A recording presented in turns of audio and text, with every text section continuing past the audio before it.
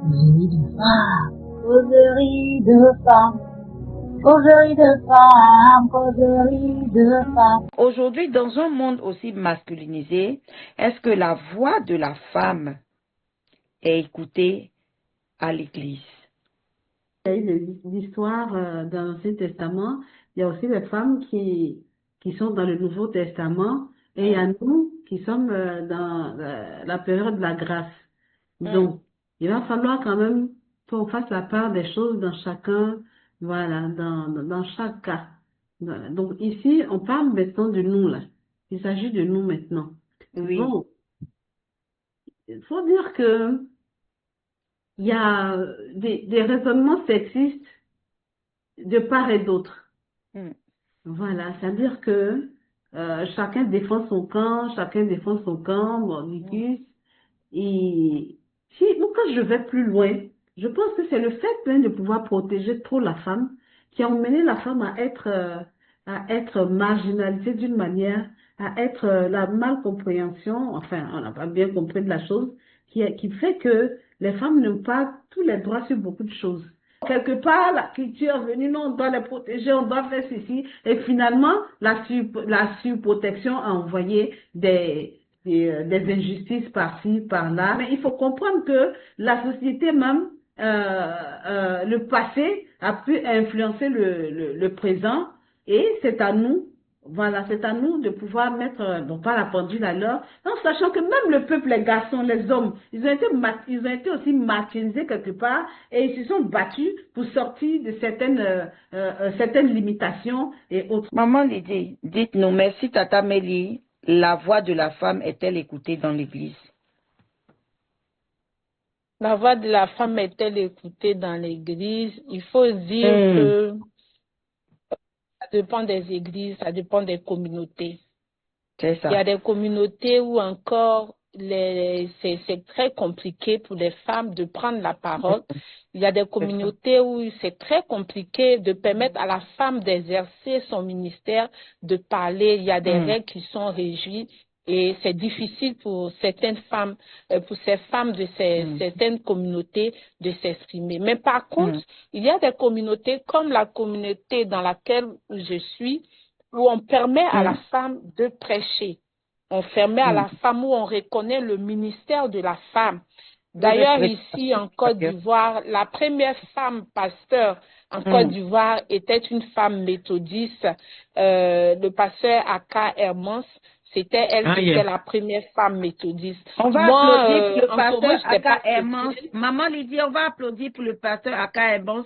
Parce que aujourd'hui, Aka Hermans, je l'ai dit parce que à cette période, je ne partais pas à l'église, mais il y avait un journal en Côte d'Ivoire ici qui a mis son image, qui a fait un reportage.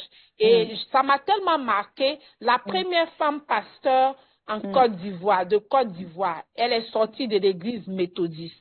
Moi, en ce moment, je ne connaissais pas le Seigneur. Et pasteur Hermans, elle est toujours là. Elle sert le Seigneur par la grâce de Dieu. Donc, je disais qu'il y a des communautés où c'est difficile, mais il y a certaines communautés, comme la communauté dans laquelle je suis, on permet à la femme de prêcher, d'être pasteur, d'exercer son ministère librement. D'exercer son ministère librement parce que les autorités, par la grâce de Dieu, ont compris que Dieu a déposé des potentiels en la femme. Et les autorités au sein de notre communauté travaillent en ce sens que la femme puisse prendre la parole. Et il y a des femmes qui sont pasteurs, il y a des femmes qui occupent des rôles importants au sein de l'Église, au sein même du ministère pastoral. Il y a des femmes qui prennent la parole et il y a des femmes qui sont épanouies, qui exercent leur ministère au sein de notre communauté et je sais qu'il y a d'autres communautés comme ça. Et pasteur Patricia, je veux atterrir pour rendre ce témoignage où j'avais été invitée sur une chaîne télévision chrétienne pour une émission et concernant le social, parce que je suis dans le social. Et là, quand je suis partie, j'ai rencontré d'autres femmes. Pendant que nous étions dans le hall, on attendait que l'émission se déroule. on se parlait et puis il y a une qui m'a demandé comme ça, je suis de quelle communauté? Et je lui ai dit la communauté. Tout de suite, ce qu'elle a fait sortir, elle a dit, ah, chez vous là, au moins on permet à la femme de prêcher, on permet à la femme de prendre la parole. Chez nous, c'est pas encore possible et c'est difficile. Donc, c'est le petit témoignage que j'aimerais rendre pour dire que, quelque part, j'ai senti la tristesse dans ce qu'elle disait. Quelque part, il y a des femmes dans ces communautés qui ont des talents, mais qui sont bloquées par le fait que les choses ne leur permettent pas de s'exprimer. C'est un peu le petit témoignage que je voudrais rendre. Donc, la femme dans l'église, ça dépend des communautés. Il y a des communautés, c'est encore difficile, mais ça, il y a certaines communautés où les autorités permettent aux femmes d'exercer leur ministère. Alors, maman Ghislaine, est-ce que tu peux tu voudrais ajouter quelque chose? Oui, par rapport, parce que la femme, tout à l'heure, Tata Mélie disait quelque chose. Elle disait que non, que la femme, elle, en fin de compte, il faut qu'elle se lève. Mais si, quelquefois, il n'y a pas d'opportunité pour que la femme se lève. Bon, si, par exemple, tu es dans une communauté qui est patriarcale, que tout est fait, ce n'est pas seulement en Afrique qu'on trouve.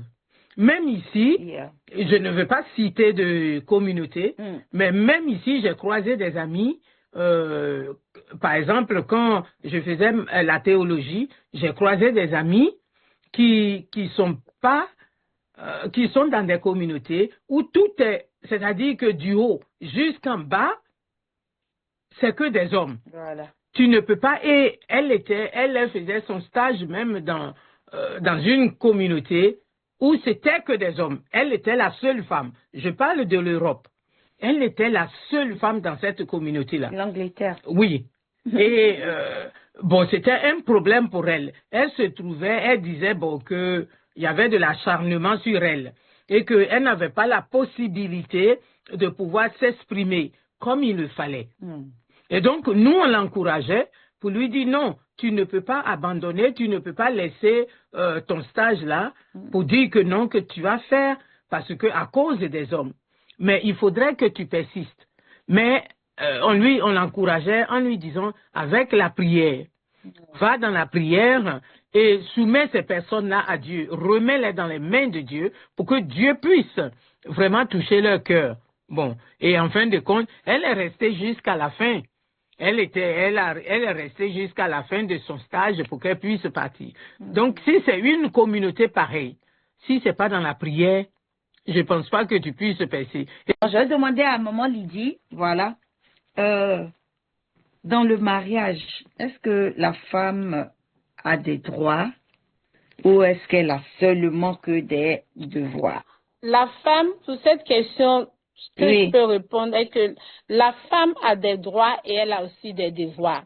En ce qui concerne les droits de la femme, je pense il y a beaucoup d'enseignements sur les thèmes concernant le rôle que la femme doit jouer dans son foyer vis-à-vis de son époux, de ses enfants pour avoir un foyer épanoui. Il y a beaucoup d'enseignements. Et moi, je pense personnellement qu'on parle même plus aux femmes qu'aux hommes. Alors que les femmes, les hommes aussi, eux aussi, ils ont des devoirs.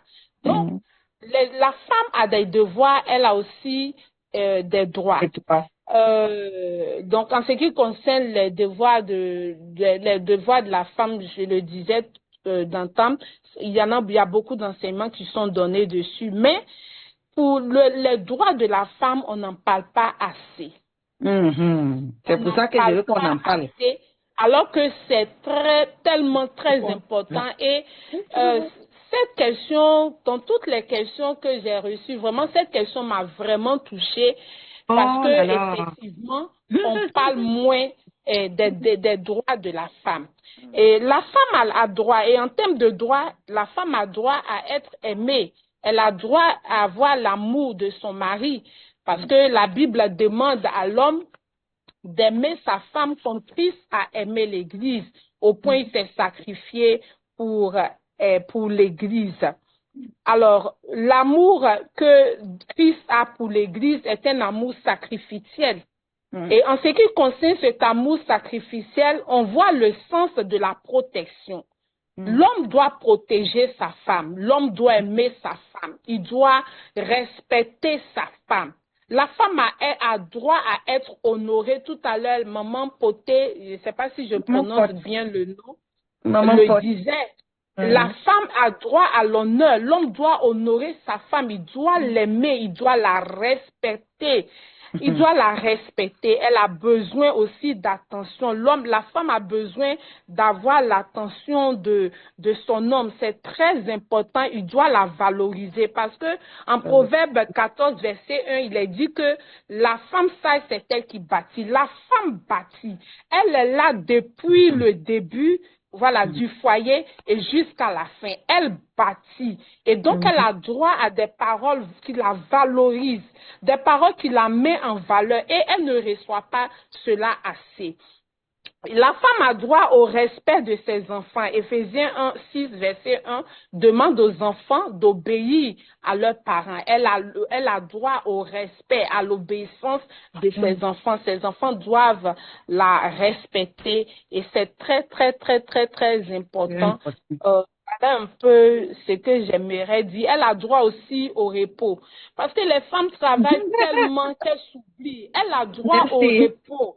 Elle a droit au repos. Ici, surtout en Afrique, je ne sais pas comment en Occident, mais les femmes enceintes, c'est la tendance à penser que quand elles vont travailler beaucoup, on va les voir toujours en train de travailler dans la maison. C'est en cela qu'on va les appeler de bonnes femmes. Oui, c'est vrai, c'est important de travailler. Mais la femme a besoin aussi de repos. Amen. Elle travaille tellement que ça agit sur ses émotions. Il y a beaucoup de femmes qui font la dépression parce qu'elles ne se reposent pas. Et ça agit aussi sur leur santé physique. Donc la femme a droit au repos. La femme a droit à avoir des servantes. Voilà, avoir des aides pour venir l'aider dans ses ménages. Dans Proverbe 31, verset 15, on voit que la femme sage donne des ordres à ses servantes. Elle donne des ordres.